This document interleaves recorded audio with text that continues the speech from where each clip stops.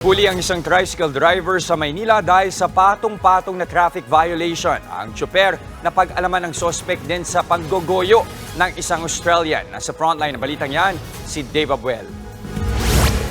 Beating the red light lang sana ang atraso ng tricycle driver na ito nang sitahin ng mga tauhan ng Manila Traffic and Parking Bureau sa UN Corner Mabini Street sa Maynila. Pero nang hingan, napag-alaman na wala palang lisensya ang driver na si Joselito Ortiz. Bukod pa rito, kolorom din ang tricycle na dala niya. Binara po siya nung traffic enforcer, then hinanapan po siya ng lisensya and rehistro po nung ginagamit niyang tricycle, wala pong mapakita. Nang dalhin na sa Special Mayor's Reaction Team ng Manila Police District, namukan siya ng mga pulis. Bukod sa mga paglabag niya sa batas trapiko, scammer din daw pala si Ortiz. Siya raw ang nasa isang viral video na nanggoyo sa isang Australian na naging pasahero.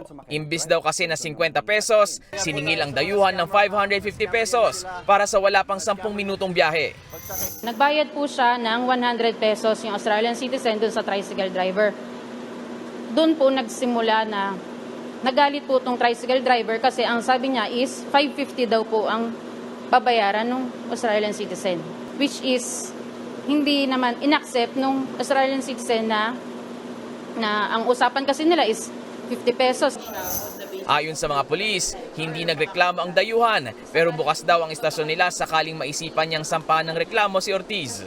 Depensa naman ng suspect, hindi naman daw siya ang nagpresyo ng 550. Sumang-ayon na lang siya sa pananaga dahil nangangailangan din siya ng pera.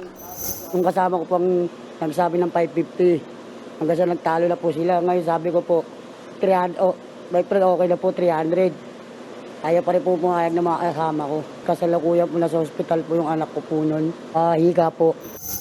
May mensahe naman siya sa biniktimang dayuhan. Humihingi po ako ng suspensya po sa nagawa ko sa kanya. Sana po mapatawad niya po ako.